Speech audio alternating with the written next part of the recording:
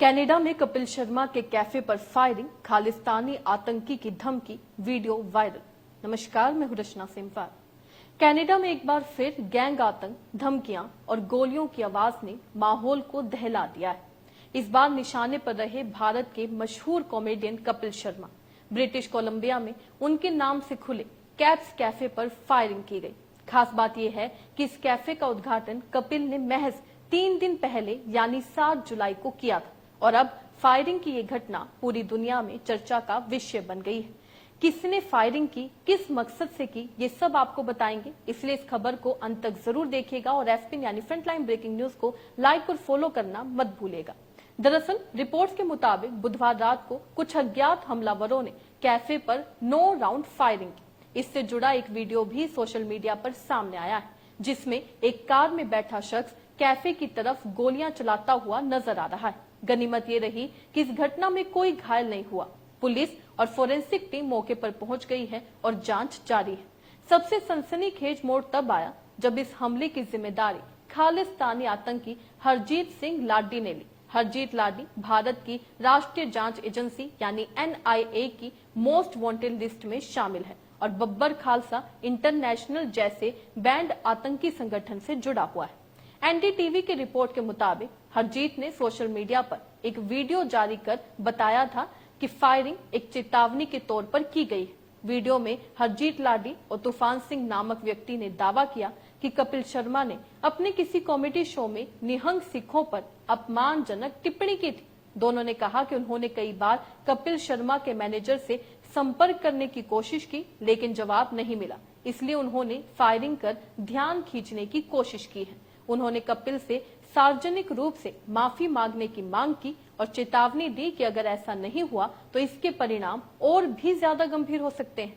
हालांकि कपिल शर्मा ने कब और किस शो में निहंग सिखों पर कोई टिप्पणी की, इसकी पुष्टि अभी तक नहीं हो पाई।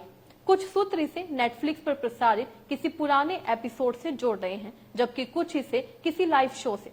गौरतलब है कि इस साल की शुरुआत में निहंग समुदाय के एक वरिष्ठ नेता बाबा बलबीर सिंह ने भी कपिल शर्मा के कंटेंट पर नाराजगी जताई थी। अब सवाल ये है कि कौन है हरजीत सिंह लाडी। दरअसल भारत की NIA को उसकी तलाश लंबे समय से है। अप्रैल 2024 में विश्व हिंदू परिषद नेता विकास बग्गा की हत्या में भी लाडी का नाम सामने आया था। रूपनगर पंजाब में विकास को दिन दहाड़े दुकान में घुसकर गोली मार दी गई थी। इसके अलावा हरजीत पर भारत और कनाडा दोनों जगह जबरन वसूली, मर्डर प्लानिंग, टारगेट किलिंग और आतंक गतिविधियों के आरोप है। ये पहली बार नहीं है जब कनाडा में किसी भारतीय मूल के सेलिब्रिटी को गैंग और आतंक से जुड़ी धमकियों का सामना करना पड़ा हो। पिछले साल 1 सितंबर को वैंकूवर में पंजाबी गायक AP ढिल्लों के घर के बाहर फायरिंग की गई थी। हमलावर ने 14 गोलियां चलाई थी और इसका वीडियो सोशल मीडिया पर वायरल हो गया था। इस हमले की जिम्मेदारी लॉरेंस बिश्नोई और रोहित गोदारा गैंग ने ली थी। उन्होंने दावा किया था कि सलमान खान के साथ ढिल्लों के गाने ओल्ड मनी में काम करना हमले की वजह था। इस तरह की घटनाओं के बढ़ने के बीच कनाडा की खुफिया एजेंसी CSIS यानी कैनेडियन सिक्योरिटी इंटेलिजेंस सर्विस ने हाल ही में चेतावनी दी थी कि खालिस्तानी आतंकी संगठन कनाडा की जमीन का इस्तेमाल भारत में हिंसा की योजना बनाने, फंडिंग और प्रचार के लिए कर रहे हैं। जनवरी 2025 में कनाडा के फॉरेन इंटरफेरेंस कमीशन की रिपोर्ट में भी कहा गया था कि देश में कई खालिस्तानी समर्थक स्वतंत्र रूप से रह रहे हैं और भारत में आतंकी गतिविधियों को समर्थन दे रहे हैं। भारत लंबे समय से कनाडा पर यह आरोप लगाता आया है कि वो खालिस्तानी आतंकियों को पनाह देता है। हालांकि इस साल की शुरुआत में जब मार्क कार्नी ने कनाडा के प्रधानमंत्री पद की शपथ ली, तब दोनों देशों के रिश्तों में कुछ सुधार दिखा। इससे पहले जस्टिन ट्रूडो के कार्यकाल में भारत और कनाडा के संबंध अपने सबसे निचले स्तर पर पहुंच गए थे। ट्रूडो ने सितंबर 2023 में दावा किया था कि खालिस्तानी आतंकी हरदीप सिंह निज्जर की हत्या में भारतीय एजेंसियों का हाथ है। भारत ने इन आरोपों को नकारते हुए कहा था कि कनाडा पुख्ता सबूत दिए बिना बार बार बेबुनियाद आरोप दोहरा रहा है।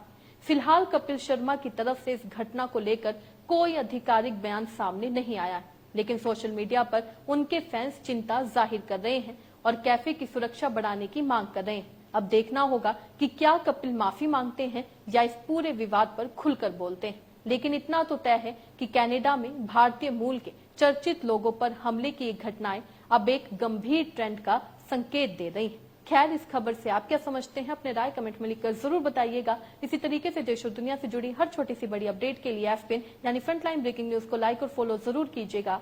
धन्यवाद।